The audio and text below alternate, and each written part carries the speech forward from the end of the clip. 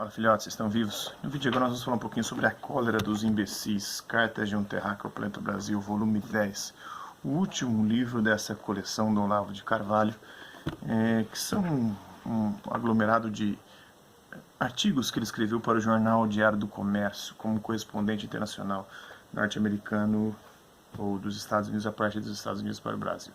Vamos falar um pouquinho de uma observação e duas notas que ele fará aqui. Até hoje ninguém respondeu satisfatoriamente, nem responderá jamais a minha observação de que o socialismo e o comunismo é a fusão do poder político e do poder econômico, portanto um acréscimo formidável dos meios de controle social e opressão. Já ouvi tudo quanto é xingamento quando digo isso, mas nenhuma refutação.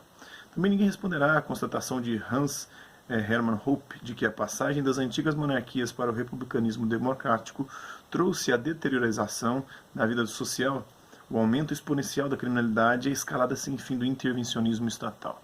Não é muito bem o que diz o Steven Pinker, que diz que nós vivemos num mundo cada vez menos miserável e cada vez menos violento. Fala sobre isso na sua defesa, nas suas teorias, e de um novo iluminismo que vai fazer com que nós possamos ter vida cada vez melhor, com cada vez mais qualidade. Não há um só advogado da democracia contra o socialismo que não esteja consciente de defender nada mais que um mal menor. Alguns, no fundo, reconhecem até que o mal menor é apenas um caminho mais longo para um mal maior. Isso coloca-os numa posição de desvantagem no confronto com os socialistas e comunistas, que não têm satisfações a prestar à realidade histórica e que, em geral, são mesmo psicopatas insensíveis a quaisquer escrúpulos de consciência. Mas, em todo caso, é melhor falar com um freio na boca do que não falar de maneira alguma. O problema, no fundo, é que tanto a democracia quanto o socialismo são filhos da mentalidade revolucionária. Isto é, ambos consistem essencialmente em fazer promessas que não podem cumprir. Ambos rejeitam categoricamente a antiga noção de que o curso das coisas depende de fatores incontroláveis e proclamam que o homem deve tomar nas mãos o seu próprio destino, esquecendo que, na prática, isso sempre e invariavelmente resulta em que alguns poucos homens passarão a decidir o destino dos outros. É o que a esquerda acaba fazendo quando ela está no poder.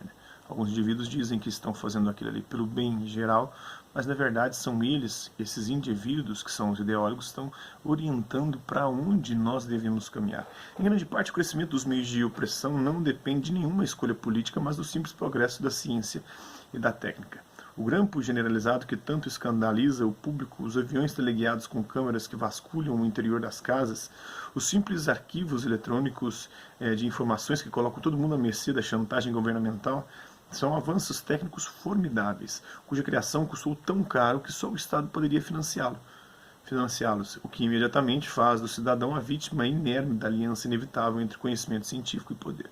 O Saber e Poder de Francis Bacon, depois também teorizado por Foucault, apesar de que o Olavo não gosta muito, e a direita não gosta muito do Foucault, mas ele é quem mais trabalha, ou mais brilhantemente trabalha esse tema do saber e poder na contemporaneidade, transmutando em piada macabra a promessa iluminista de que a ciência libertaria a humanidade da opressão e das trevas. O iluminismo promete isso, que a razão e a ciência resolveria todos os problemas da humanidade, nos libertaria, tirariam todas as amarras, nos conduziria rumo à liberdade, mas na verdade aí depois a escola de Frankfurt quem vai dizer o seguinte, ela vai dizer que essa razão iluminista se transformou numa razão instrumental, um instrumento de dominação, de controle, de opressão dos indivíduos. E o Olavo de Carvalho fala sobre isso aqui, mas não dá autoria para a escola de Frankfurt. Nenhum desses processos que superam infinitamente as mais loucas ambições de poder absoluto de Hitler e Stalin depende de uma adesão ideológica ao socialismo ou à democracia capitalista. Onde quer que haja um Estado, ele tem a seu serviço as tecnologias mais caras, e a própria complexidade crescente da administração pública o forçará a usá-la mais dia, menos dia. E aqui mostra que o Estado é um motor da economia, porque ao fazer essas pesquisas que permitem a ele ter um controle cada vez maior, ele também vai descobrindo coisas que depois vai ser usado pela indústria, pelo mercado mesmo, pela configuração capitalista, pelos proprietários, os donos dos meios de produção, os donos das fábricas, das indústrias, dos bancos e, hoje, do sistema informacional.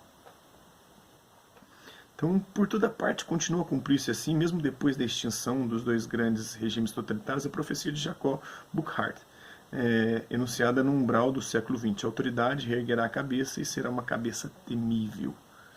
E aí entra a questão do Estado como motor do empreendedorismo e do avanço da riqueza e também, além não só do controle sobre as pessoas, mas também de descobertas científicas que vão proporcionar a indústria a se desenvolver, produzindo, por exemplo, celular, a internet, tudo isso que a gente hoje usufrui. E porque isso depende de gastos vultuosos, e esses gastos, como é que eles funcionam?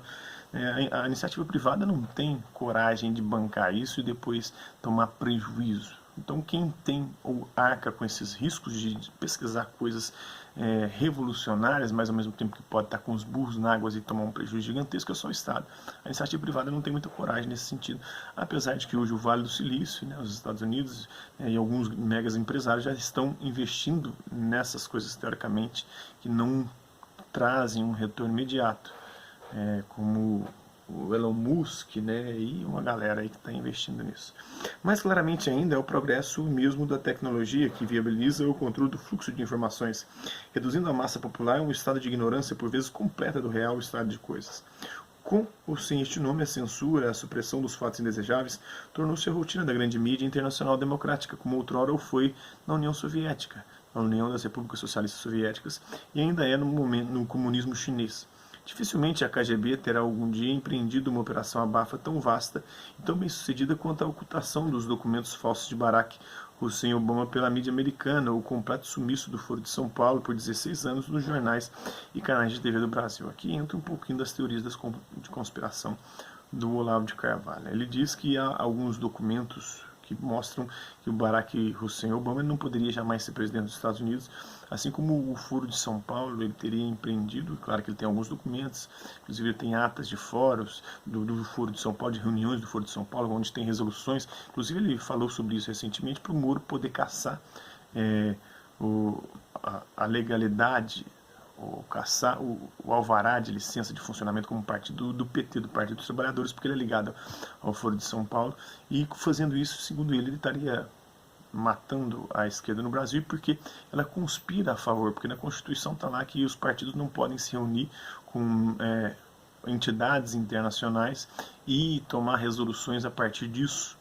E é o que acontece no Foro de São Paulo. Recentemente ele falou isso, ele deu essa dica para o Moro, no Ministério da Justiça, para caçar a licença de funcionamento do Partido dos Trabalhadores.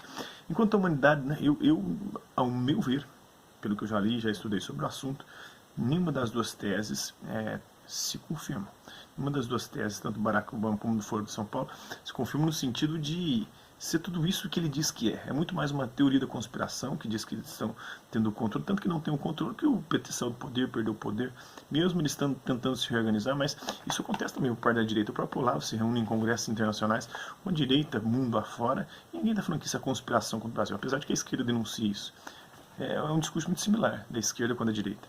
A esquerda vai denunciando o neoliberalismo, enquanto o Olavo de Carvalho denuncia a nova era, a nova ordem mundial, dos globalistas, né? De um lado são os críticos do neoliberalismo da globalização, dos outros os críticos da nova era, da nova ordem mundial e do globalismo, que eles chamam de globalismo. Cada um deles vão dizer que tem empresários que estão tentando controlar o pensamento mundial e também o funcionamento da economia, a realidade, as coisas que acontecem na nossa vida no dia a dia. A esquerda diz que isso vem por parte de grandes empresas e por isso o golpe no Brasil seria um golpe arquitetado com assessoria dos Estados Unidos, que treinou o Moro e e aí para vender a Petrobras para investidores e gente do ramo petrolífero nos Estados Unidos.